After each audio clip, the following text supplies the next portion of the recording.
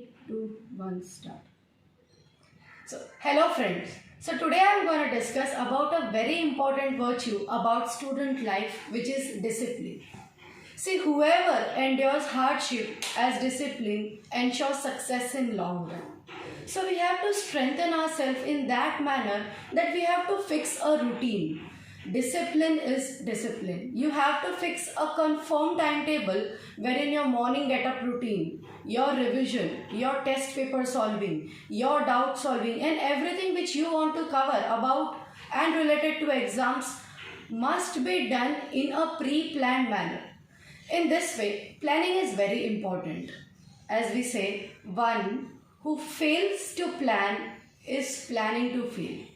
So we have to pre-plan everything about the current day earlier night. In this way we can very easily make a to-do list in which we have to be productive. We have to ensure that everything which is on our list gets done. And in this way, we have to make every little effort in sincerity so that consistently and with perseverance, without failing, we can clear this exam. All the best.